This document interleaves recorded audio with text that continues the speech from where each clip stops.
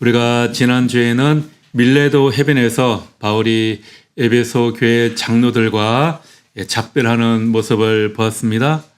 그들은 바울의 목을 안고 입을 맞추고 함께 울었습니다. 다시는 바울의 얼굴을 보지 못할 것이다. 그런 말을 들었기 때문입니다. 사도행전 20장은 그렇게 말 그대로 눈물 바다로 그렇게 끝이 납니다. 그리고 오늘 21장이 시작됩니다. 배가 이제 밀레도에서 그 항구를 떠납니다. 고스, 로도, 바다라, 그 아름다운 에게해와 지중해를 이제 지나갑니다. 그러나 바울은 이 여행의 목적지인 예루살렘에 올라가면 자기에게 어떤 일이 닥칠지를 알고 있었습니다. 성령께서 예언하신 대로 결박과 환난이 그를 기다리고 있었죠. 이미 성령께서 말씀하셨습니다. 그리고 오늘 본문 1절은 우리가 그들을 작별하고 배를 타고 이렇게 시작합니다. 여기에서 이 작별하고라는 말로 번역된 헬라어 원어는 단순히 안녕히 계십시오, 잘 가십시오 그렇게 손을 흔들며 헤어지는 그런 가벼운 인사말이 아닙니다. 우리 박정론 집사님이 또 내일 독일로 또 2주 동안 가잖아요. 그죠? 그럼 우리가 오늘 헤어질 때 막 울며 불며 가지 마라. 그러지 않잖아요. 그냥 잘 다녀오세요. 그러잖아요. 그죠? 그 정도의 인사가 아니라는 거예요. 강제로 찢어내다. 뿌리치고 뜯어내다. 이런 의미가 담겨 있습니다. 그러니까 에베소의 장로들과 부둥켜 안고 다시는 얼굴을 보지 못할 것이라는 그 슬픔 속에서 마치 그 바울의 옷자락을 붙잡고 눈물의 손길. 바울은 그 모든 것을 다 뿌리치고 이제 배에 올라타게 되는 겁니다. 오늘 본문은 그렇게 성령께서 한 사람의 삶과 공동체를 어떻게 인도해 가시는지를 보여주는 말씀입니다. 성령의 인도하심이란 무엇일까요? 두려운 일을 피하게 해주시는 것일까요? 아니면 위협을 무릅쓰고라서라도 그 두려운 곳으로 우리를 인도하시는 것일까요? 또 경고를 들으면서도 우리가 그 길을 가야 할 때는 언제이겠습니까? 그런 가운데에서도 하나님의 뜻을 따른다라는 것은 또 무슨 의미가 있는 것인지 오늘 말씀을 통해 함께 살펴보려고 합니다. 바울은 예루살렘에 가기 위해서 베니게로 가는 배를 타고 두로에 도착했다 그렇게 말하고 있습니다. 2절에는 베니게로 건너가는 배를 탔다 그러는데 이 베니게는 구약성경에 보면 두로와 시돈 지방이 있는 그 페니키아 해안 지역을 가리키는 거고요.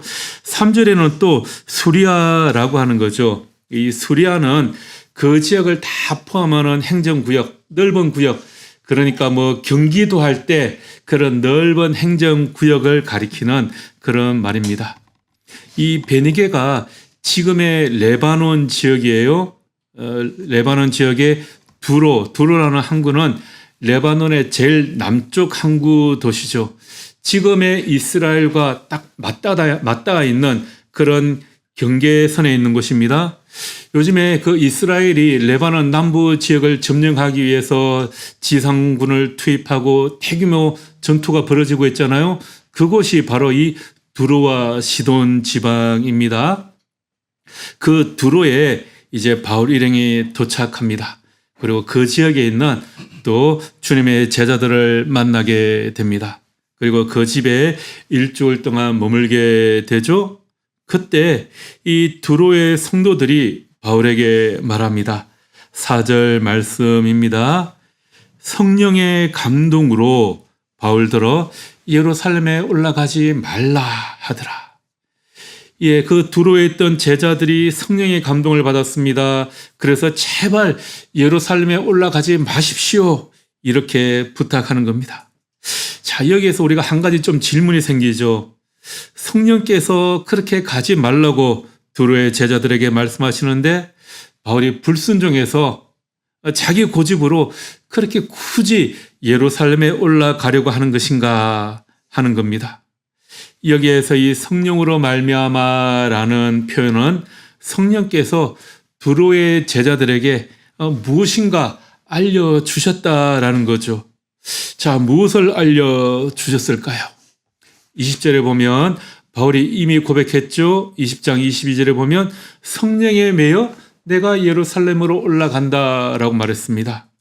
그리고 성령께서 여러 성에서 증언하신 내용들이 또 있습니다. 이어지는 23절에 보면 그러나 그곳에서는 결박과 환난이 기다린다. 그렇게 성령께서 미리 말씀하셨습니다. 그 성령께서 두로의 성도들에게도 똑같이 알려주시는 것입니다. 예루살렘에 올라가면 고난이 기다린다. 두로의 성도들은 그 계시를 받고 정말이지 바울을 사랑하는 마음으로 만류했을 것입니다. 그러니 제발 그곳에는 가지 마십시오. 어떻게 보면 바울을 사랑하는 마음의 인간적인 해석으로 그렇게 만류했을 것입니다. 성령은 바울 앞에 닥칠 일들을 알려주셨습니다. 그러나 성령께서는 그 길을 가지 말라. 그렇게는 말씀하지 않으셨죠. 11절에 보면 가이사랴에서 등장하는 아가보도 마찬가지였습니다. 그는 바울의 띠를 가져다가 자신의 손발을 묶습니다. 그리고 말하죠. 이 띠 임자를 예루살렘에서 결박하여 이방인의 손에 넘겨줄게 될 것이다. 구약 성경에 보면 선지자들이 이렇게 몸으로 행동으로 표현한 경우들이 많이 있습니다. 이사야는 벗은 몸으로 돌아다녔고요. 예레미야는 멍에를 쥐고 다녔습니다. 에스겔은 성읍이 포위될 것이다 라는 것을 자기 몸으로 보여주었습니다. 아가보도 역시 그렇게 자기 몸으로 자기 손과 발을 바울의 띠로 묶으면서 예루살렘에 올라가면 당신이 이렇게 손과 발이 묶이게 될 것입니다 라는 것을 보여주는 거죠. 그러나 아가보는 바울에게 그러니 예루살렘에 올라가지 마십시오 라고는 말하지 않았습니다. 그는 단지 이런 일이 일어날 것이다 라고만 보여줍니다. 자, 성령께서는 바울 앞에 핍박과 환난이 있다는 것을 미리 알려주십니다. 성령님은 때로 우리가 가야 할 길에 무엇이 기다리는지 그것을 알려주십니다. 그 길을 가면 어려움이 있을 것이라는 것을 뻔히 보이는 그 길을 또 우리가 가야 할 때도 있죠. 그러나 그 길을 알려주시는 목적은 두렵게 만들기 위해서가 아닙니다. 우리로 하여금 그 길을 미리 준비시키기 위해서입니다. 하나님은 고난을 제거해 주시는 분이 아니라 그 고난의 의미를 알게 하심으로써 믿음을 견고하게 만들어 주십니다. 우리가 종종 그런 생각이 들 때가 있죠. 성령님께서 우리를 인도하여 주시면 모든 일이 다 순조로우면 얼마나 좋을까. 성령께서 우리를 인도해 주시면 우리가 꽃길만 걸어가게 되면 얼마나 좋을까 하는 생각을 하게 됩니다. 그러나 성경은 꼭 그렇게만 말하지는 않습니다. 성령께서는 때로는 우리에게 광야의 길을 보여주십니다. 십자가의 길을 보여주십니다. 그러나 동시에 그 길을 걸어갈 만한 힘도 또 같이 주십니다. 그러니 우리 삶에 다가오는 경고는 저주가 아니라 우리로 하여금 준비시키시는 하나님의 은혜가 될 수 있다라는 것입니다. 하나님의 섭리는 고난을 제거해 주시는 것이 아니라 고난의 의미와 방향을 우리에게 미리 알게 해 주심으로써 우리가 그 어려움을 다 당하더라도 흔들리지 않게 해 주시는 것입니다. 자, 그러한 아가보의 예언이 끝나자 그 두로에 있던 그 성사람들의 분위기가 더 무거워졌습니다. 이제 더 이상 막연한 위험이 아니었습니다. 눈앞에 그려진 그런 미래이지 않습니까? 결박당하는 바울의 모습이 눈앞에 그대로 펼쳐졌습니다. 그러자 12절에 누가는 이렇게 기록하고 있습니다. 12절 말씀을 우리 함께 읽어볼까요? 우리가 그 말을 듣고 그곳 사람들과 더불어 바울에게 예루살렘으로 올라가지 말라고 하니, 자, 이곳에서도 사람들은 바울에게 올라가지 말라고 만류합니다. 자, 자, 여기에서 이 우리라고 기록하고 있는데 우리가 누구입니까? 사도행전을 기록하고 있는 누가하고 지금 이 바울의 선교 여정을 동행하고 있는 그 일행 전체가 되겠죠. 바울을 둘러싼 그 모든 사람들이 울며 불며 제발 올라가지 말라고 그렇게 또 한 번 더 애원합니다. 바울을 사랑하는 마음에서 그렇게 우는 거겠죠. 그를 잃기 싫어서 아마 그랬을 겁니다. 여러분, 우리도 그렇지 않습니까? 우리가 사랑하는 사람이 어떤 힘든 길로 가려고 할 때, 위험한 길로 들어서려고 할 때 우리는 그 앞을 막아서게 되죠. 그러지 마라. 고생길이 훤한데 왜 그러냐. 그런 사랑하는 마음에 말리는 그런 일들이 있습니다. 자, 그러나 바울은 어떻게 대답합니까? 13절 말씀입니다. 13절도 우리 함께 읽어볼까요? 바울이 대답하되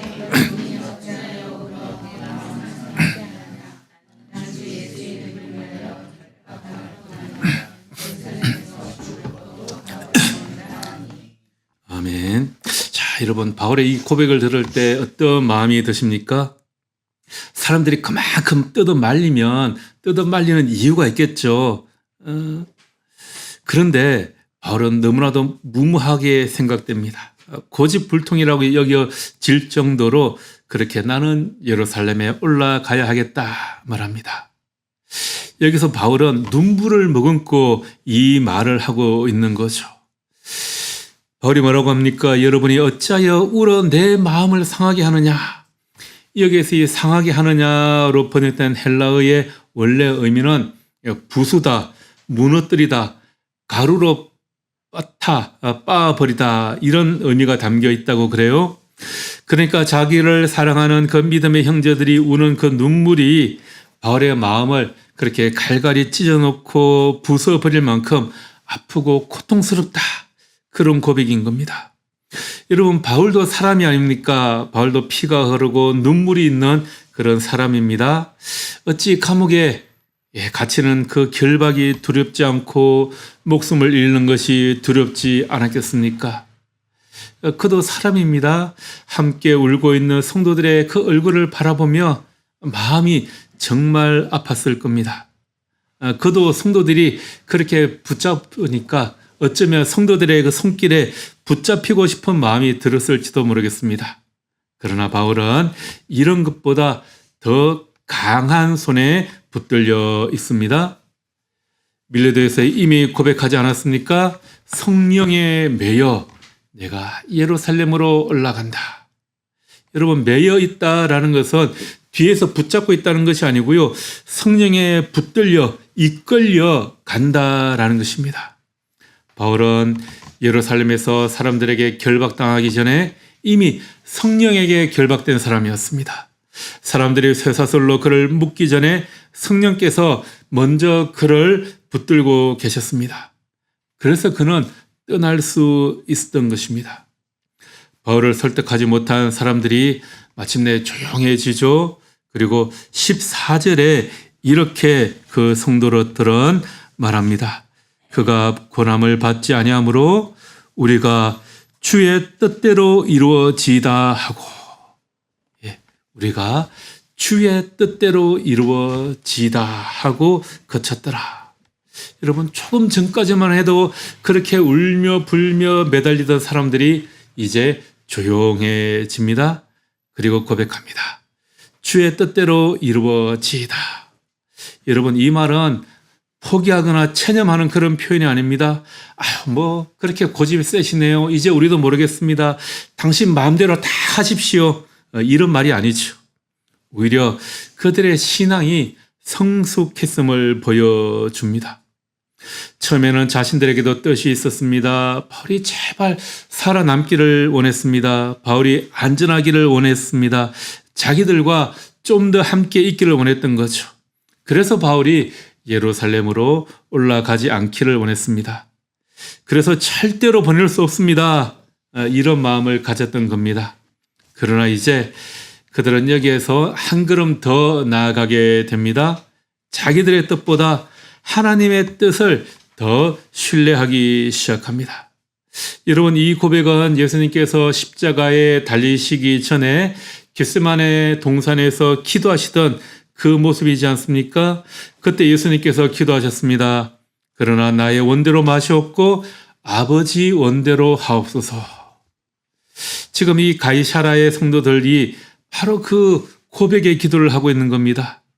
신앙의 성숙은 여러분, 모든 것을 다 이해하는 데 있는 것이 아닙니다. 신앙의 성숙은 하나님의 뜻을 내 계획에 맞추는 데 있지 않습니다.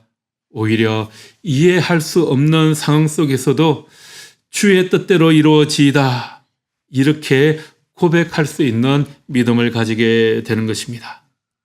칼뱅은 참된 기도란 하나님의 뜻을 우리 뜻에 맞추는 것이 아니라 우리 뜻을 하나님의 뜻에 복종시키는 것이다 라고 말했습니다. 지금 이 가이사라의 성도들이 바로 그 자리에 이른 것입니다. 상황은 달라지지 않았습니다. 예루살렘은 여전히 위험합니다. 바울을 잡으려는 유대인들이 예루살렘에 그대로 있습니다. 고난도 사라지지 않았습니다. 그런데 무엇이 바뀌었습니까? 성도들이 달라졌습니다. 성령께서 그들의 마음을 그렇게 빚으셨기 때문입니다.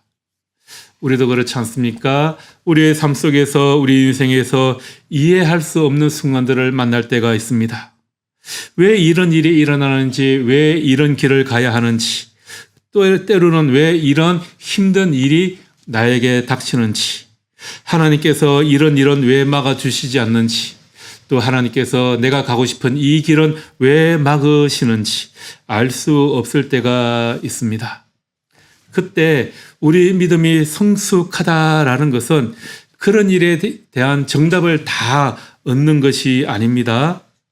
모든 답을 우리가 알지 못할 수는 있지만, 그러나 그러할 때라도 하나님을 신뢰하는 데 있습니다.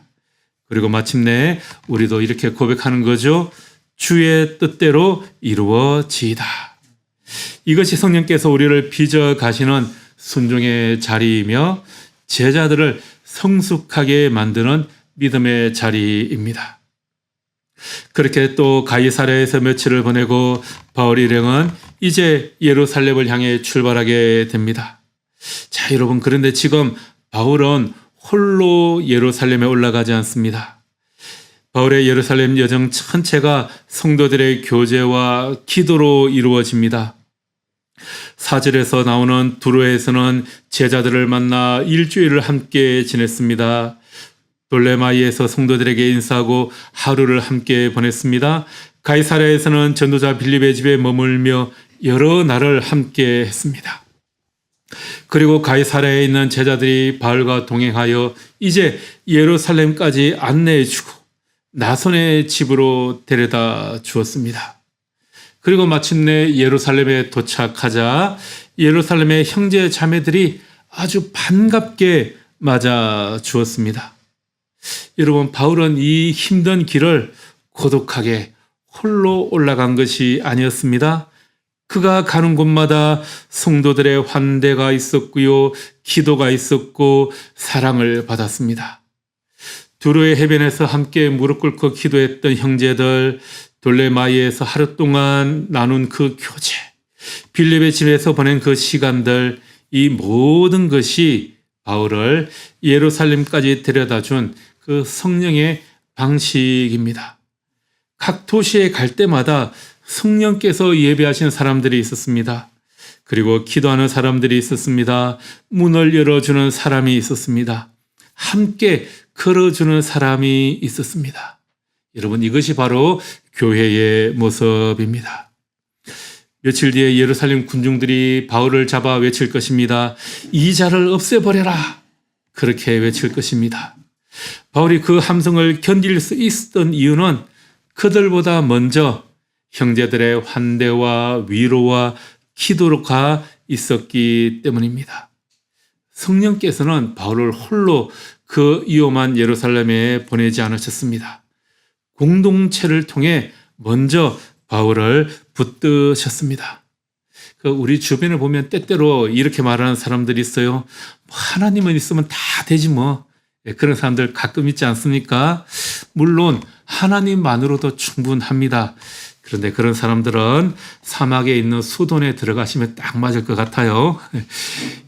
우리는 함께 공동체 안에서 살아가는 사람들입니다. 하나님께서는 교회를 통해 우리를 돌보아 주십니다. 누군가의 기도를 통해서 그들을 위로하시고, 누군가의 식탁을 통해서 위로하시고요. 누군가의 환대를 통해서 사랑을 베풀어 주십니다. 성령께서는 이렇게 교회라는 공동체를 통해 일을 하십니다. 그러므로 교회는 단순한 모임이 아닙니다. 성령께서 하나님의 백성을 붙드시는 방식입니다.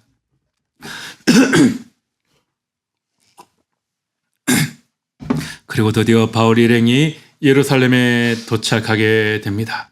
17절 말씀입니다. 17절을 함께 읽어볼까요?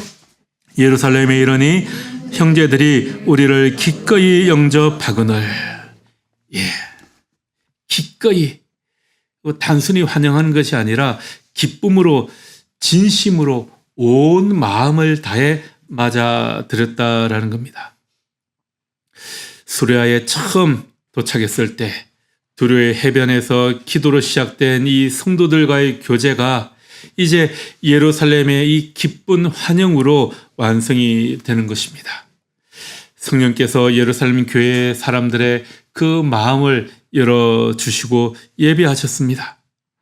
고난을 경고하셨던 바로 그 성령이 이제 바울의 도착을 기쁨으로 맞이하는 공동체를 미리 준비하셨습니다. 자, 이렇게 바울이 예루살렘에 도착하는 것으로 바울의 3차 전도 여정이 마무리가 됩니다.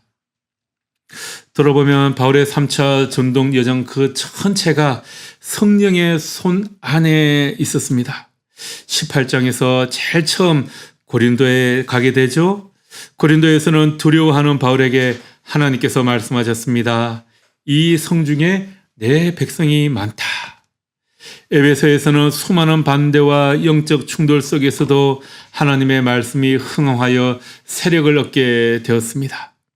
그리고 이제 예루살렘에서는 결박과 환란이 기다리고 있습니다. 그러나 바울의 상황은 계속해서 바뀌어도 한 가지 변하지 않는 것이 있었습니다. 성령께서 처음부터 끝까지 그 길을, 바울을 이끌고 계셨다라는 것입니다. 고린도에 앞서 계셨던 성령님, 에베소에서 능력으로 일하시는 성령님, 예루살렘 여정에서 공동체를 통해 붙드시는 그 성령님, 이 한 분 성령께서 3차 전도 여정 전체를 이끌고 계셨습니다. 때때로 우리 삶에서도 사방에서 들려오는 경고의 소리가 있을 수 있습니다. 사랑하는 사람들의 진심 어린 충고와 만류도 있습니다. 그리고 우리 자신의 흔들리는 마음이 있을 수도 있습니다. 우리가 때때로 그런 생각이 들 때도 있죠. 정말 이 길이 내 길인가? 왜 이 길이 이렇게 힘든 것일까? 그러나 바울은 그 길을 묵묵히 올라갑니다. 바울이 용감해서가 아니었습니다. 성령에 매여 있기 때문입니다. 성령의 손 안에 있었기 때문입니다. 그리고 둘의 형제들이 함께 무릎 꿇고 기도해 주었습니다. 돌레마의 형제 자매들이 하루를 내어 주어서 그를 환대해 주었습니다. 빌립의 집이 문을 열어 주었습니다.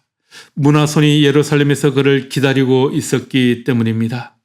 성령께서 공동체를 통해 또 그를 붙들어 주셨습니다. 우리는 누군가를 위해서 이렇게 두로의 형제들처럼 무릎으로 기도하고 있습니까? 우리는 문을 열어주고 환대하는 빌립의 집이 되어주고 있습니까? 우리의 교제와 환대가 고난의 길을 걷고 있는 누군가에게 그 사람이 다음 도시로까지 갈 수 있도록 힘이 되는 그런 성령의 손길이 되어주고 있습니까? 성령께서는 우리가 그렇게 할 때 또한 우리도 그냥 내버려 두지 않으십니다. 우리의 앞길을 미리 준비시키시고 하나님의 뜻에 순종하도록 우리를 또한 빚어 가십니다. 그리고 우리 모든 이 교회 공동체를 통해서 우리 한 사람 한 사람을 서로 붙들어 주시는 줄 믿습니다. 그러므로 우리도 믿음으로 이렇게 고백할 수 있기를 바랍니다. 주의 뜻대로 이루어지이다. 이 고백이 우리의 두려움보다 크고 우리의 계획보다 더 크고 우리의 눈물보다 더 크기를 바랍니다. 그리고 성령께서 예비하신 우리 모든의 교회 지체들의 손을 서로 붙들고 성령께서 인도하시는 길을 끝까지 함께 걸어가는 우리 모두가 되기를 주님의 이름으로 축복하며 기도합니다. 아멘. 기도하겠습니다. 사랑의 하나님, 바울을 성령의 손으로 붙드시고 예루살렘까지 인도하셨던 것처럼 우리도 성령의 손 안에 붙들어 주옵소서. 우리 앞에 이해할 수 없는 길이 놓여 있을 때에도 두려움보다 하나님의 뜻을 신뢰하게 하시고 경고와 고난 속에서도 주님께서 준비하신 은혜를 보게 하여 주옵소서. 가이사랴의 성도들처럼 마침내 주의 뜻대로 이루어지이다라고 고백하는 성숙한 믿음을 허락하여 주옵소서. 예수 그리스도의 이름으로 기도합니다. 아멘.